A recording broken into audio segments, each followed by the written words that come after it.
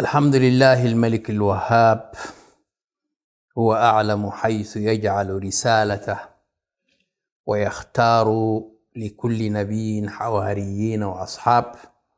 وأشهد أن لا إله إلا الله وحده لا شريك له، شهادة لا يشوبها شرك ولا ارتياب. وأشهد أن محمدًا عبده ورسوله المصطفى وخليله المجتبى، صلى الله وبارك عليه وعلى آله وأصحابه أئمة الهدى ومصابيح الدجى. المشاهدون والمشاهدات، مرحبا بكم في برنامجكم في شرف العربية الذي يأتيكم من قناة سلام الفضائية. وهذا البرنامج يتناول تاريخية اللغة العربية في مر العصور والدهور، من حيث نهضتها وانتشارها في العالمين، حيث نبحر معا في عالمها العميق لأنها البحر. وفي هذه الحلقة سنتناول ورقة قدمت في ورشة للغة العربية في التسعينات في مدينة أسمرة، عقدتها وزارة التعليم. وهذه الورقة تناولت دور اللغة العربية في الحياة اليومية للمجتمع الإريتري ماضيا وحاضرا ومستقبلا. قدمها السفير الأستاذ عبده هيجي، وعبده هيجي هو من المناضلين في الثورة الإريترية، وكان قبل التحرير مسؤول الإعلام في الجبهة الشعبية تحرير إريتريا، وكان يدير إذاعة صوت الجماهير في القسم العربي. وبعد التحرير كذلك كان في الإعلام. بعد الإعلام كان سفيرا لإريتريا في دولة باكستان. يقول: الحديث عن دور اللغة العربية في الحياة اليومية للمجتمع الإريتري هو في حقيقة الأمر حديث قد يطول ويتشعب إذا ما عدنا إلى التاريخ القديم وبحثنا بعمق وتفصيل عن منشأ هذه اللغة في إريتريا وتطورها وانتشارها حتى مرحلة أضحت فيها إحدى اللغات الوطنية الرسمية في البلاد. وتفاديا للإطالة وتجنبا لتكرار ما ورد في الورقة المعنونة الخلفية التاريخية للغة العربية في إريتريا، هذه الورقة قدمها الأستاذ محمد سعيد ناود في هذه الورشة التعليمية ومناقشة دور اللغة العربية في إريتريا. يقول: سنكتفي بتسليط الأضواء على أهم العوامل والمؤثرات التي ساعدت اللغة العربية على انتشار والتداول إلى أن أصبحت لغة مؤثرة في الحياة اليومية لمجتمعنا الإريتري. يقول هكذا: ونتطرق بإسهاب وتفصيل إلى واقع اللغة العربية، إبان المراحل الاستعمارية أو الاحتلالية المختلفة التي مرت بها إريتريا، ثم مرحلة الكفاح المسلح والدولة الأريترية المستقلة. ونخلص بالحديث عن مغزى تدريس اللغة العربية في مختلف المراحل الدراسية، وأهمية هذه اللغة من منظور موقع إريتريا الاستراتيجي على البحر الأحمر، وما يمليه علينا الأمن القومي والمصلحة الوطنية الأريترية من واجب ومسؤولية في التعاطي مع هذه اللغة على كافة المستويات والصعد. أولا، اللغة العربية ماضيا. في الماضي، الحديث عن دور اللغة العربية في المجتمع الإريتري ماضيا أي في الماضي يقودنا إلى الحديث عن منشأ هذه اللغة وسبل انتشارها في مجتمعنا. الحميرية هي أساس اللغة العربية، وهي ما سميت في منطقتنا بالجعز، التي تعد مصدرا للغات التجرينية والتجرايت والأمهرية. هذه اللغة الحبشية الجعزية الحميرية اليمنية التي وفدت من اليمن وكونت قبيلة حبشة العربية مملكة الحبشة المعروفة. وتشير بعض الكتب التاريخية إلى دخول اللغة العربية هذه المنطقة قبل دخول المسيحية إليها، والبعض منها يربط دخول اللغة العربية بوصول المبشرين المسيحيين من أرض الشام إلى هذه المنطقة. هذا التاريخ، والتاريخ لا ينسى.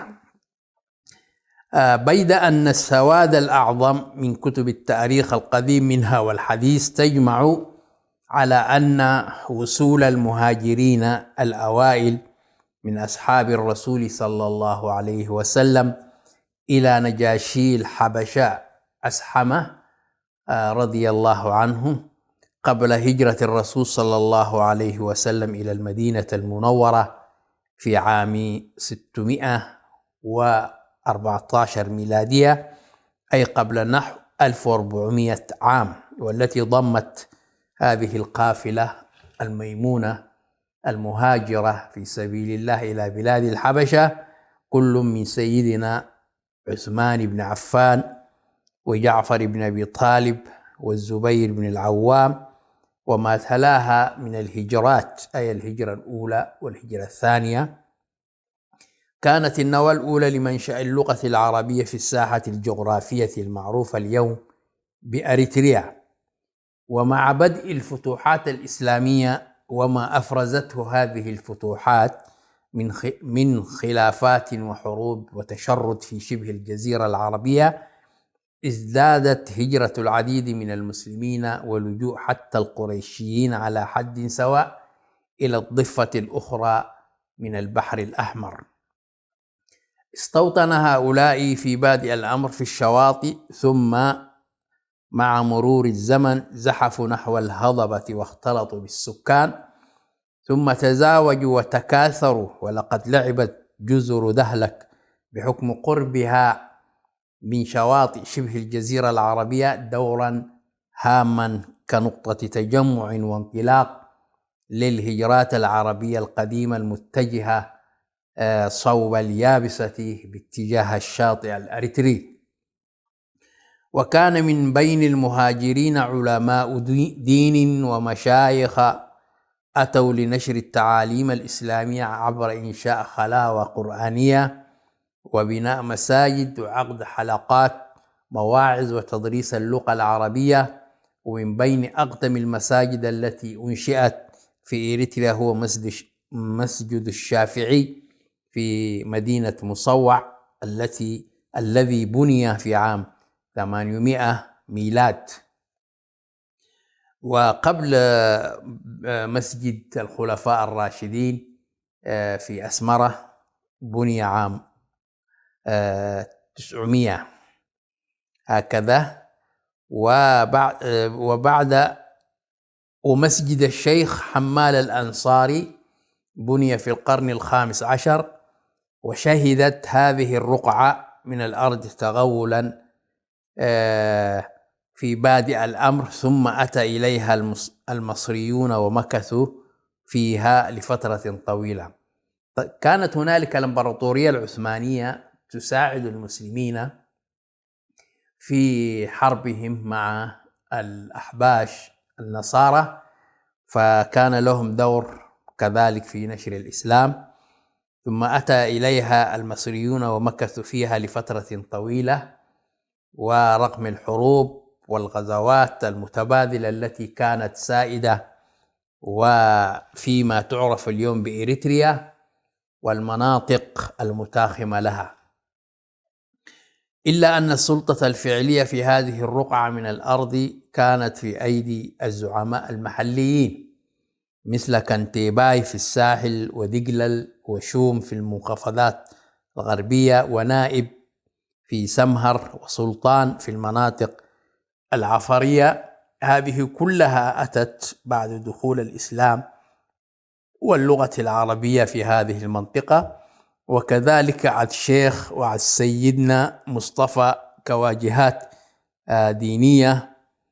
وبحكم انتشار الإسلام واستمرار الهجرات من مناطق الحجاز واليمن، تبنى هؤلاء الزعماء رعاية الخلاوة لحفظ القرآن الكريم، ومع مرور الزمن تم توسيع هذه الخلاوة بحيث أصبحت تعقد فيها حلقات دينية ويدرس فيها الفقه الإسلامي واللغة العربية. ونتيجة لذلك بدأت اللغة العربية تنتشر ببطء وبالتدريج كلغة دين بين الزعماء والحكام المحليين والواجهات الدينية ورعيتهم. وأصبحت اللغة العربية إلى حد ما لغة للتبادل التجاري في الشواطئ الأريترية، هذا قبل الاحتلال. اللغة العربية إبان فترة الاستعمار الإيطالي أو الاحتلال الإيطالي. يقول الأستاذ عبد هيجي أو السفير: انحصر تدريس اللغة العربية إبان فترة الاستعمار الإيطالي في الخلاوة والمساجد فقط، حيث لم يكن الاستعمار الإيطالي يسمح بإنشاء المدارس حتى الدينية منها. لذلك اقتصر التعليم آنذاك على اللغة الإيطالية ولفئة قليلة من أبناء النخب، ولم يكن يسمح لهؤلاء إلا التعلم حتى الفصل الرابع الابتدائي. ونتيجة لذلك للتجهيل الشعوب، حتى الشعوب تنقاد إليهم كانوا يعني يرفضون لهم التعلم لدرجة عليا.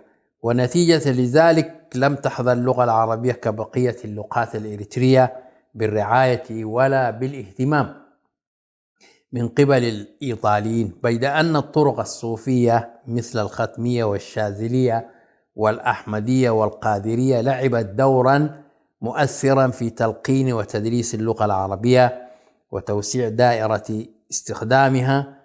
وكان للأسر والبيوتات التي تبنت هذه الطرق مثل عد شيخ محمود وعد شيخ حامد ود نافعتاي وعد سيدنا مصطفى وعد درقي وعد معلم، هذه البيوت اهتمت بالقرآن الكريم وباللغة العربية.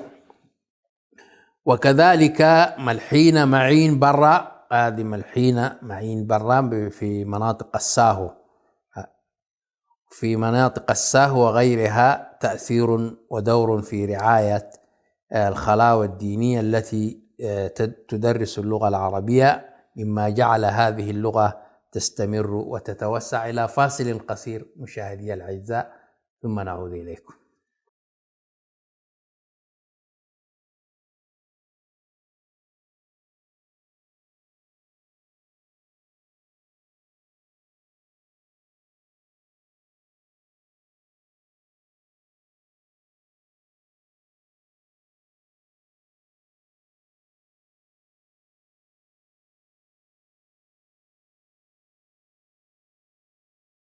أهلا وسهلا بكم مرة أخرى مشاهدي الأعزاء، وما زلنا في ورقة الأستاذ عبد هيجي، وهي بعنوان دور اللغة العربية في حياة المجتمع الإريتري ماضيا وحاضرا ومستقبلا.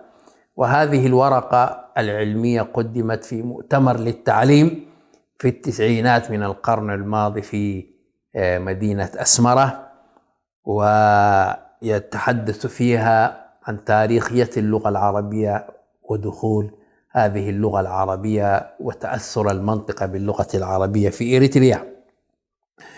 ويقول: وبين حين وآخر كان يبرز من بين هؤلاء عامة الناس فقهاء يجيدون العربية ويخاطبون بها جموع المسلمين في المساجد والحلقات الدينية وفي الأفراح والأتراح وفي مناسبات تحييها مختلف الطرق الصوفية. وهاجر العديد من خريجي الخلاوة للاستزادة من العلوم والمعارف الدينية إلى كل من زبيت باليمن والمدينة المنورة بأرض الحجاز والأزهر الشريف بمصر وكذلك السودان. وعاد الكثيرون منهم ليعملوا كقضاة في المحاكم الشرعية ورجال دين يمارسون الخطابة في المساجد وتدريس تعاليم الدين واللغة العربية.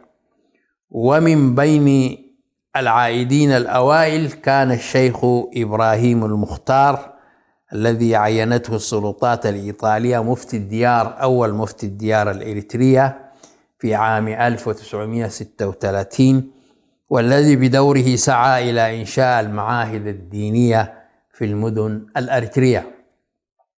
وقد تم إنشاء أول معهد إسلامي في مصوع وذلك في عام 1938، وتبعه معهد مماثل في كل من أسمرة وكرن. أول معهد إسلامي بني في مصوع عام 1938 ميلاد. وفي ذات الأعوام حدث تدفق أعداد كبيرة من الجالية العربية تضم يمنيين وسعوديين من أبناء الحجاز بحثا عن العمل في ميناء مصوع، وتلك الأيام نداولها بين الناس. ثم أتى مزارعون استوطنوا في دوغلي ووقيرو وبسيس بشعب، هؤلاء ما يسمون الآن بالرشايدة، وهم عرب جاءوا من الجزيرة العربية خاصة من السعودية. وزحف البعض منهم نحو الهضبة وبدأوا يمارسون التجارة في أسمرة وصولا إلى سنعفة وعد قيح جنوبا وكرن وأقردات وتسني وبارنتو وقلوج وأم حجر في المديرية الغربية، يعني لأنه كانوا لهم ثروة فكانوا تجار ومزارعين لذلك. وتوقل هؤلاء فيما بعد إلى إثيوبيا مع الغزو الإيطالي لها. ومن هنا نستطيع القول بأن الجالية العربية وخاصة اليمنية منها أسهمت إلى حد ما في توسيع دائرة استخدام اللغة العربية في إريتريا. فانتشار هذه الجالية في أنحاء مختلفة من البلاد واختلاطها بالسكان ثم تمكنها من استحواذ الثروة والعقار ساعد كثيرا على اتساع دور اللغة العربية، فبنوا المساجد وبنوا المعاهد والخلاوة، فخاصة في المنخفضات بالدرجة الأولى والهضبة الأريترية بشكل محدود. وفي مسعى منها للوصول إلى القارئ بالعربية سارعتها الحكومة الإيطالية بعد أن رأت انتشار اللغة العربية، سارعت الحكومة الإيطالية إلى إصدار 3 جرائد باللغة العربية وتوزيعها على الدوائر الحكومية والدينية وكذلك النخب المثقفة من الإريتريين والجالية العربية. وهذه الجرائد هي اليومية الأريترية التي بدأت بالصدور عام 1928 ميلاد، والجريدة العسكرية سافويا التي بدأت تصدر في عام 1934 ومن ثم جريدة بريد الإمبراطورية في عام 1936. هذه الجرائد التي كانت تكتب باللغة العربية، ولأهمية علم هذا المحتل الإيطالي أهمية اللغة العربية للمسلمين في هذه المنطقة.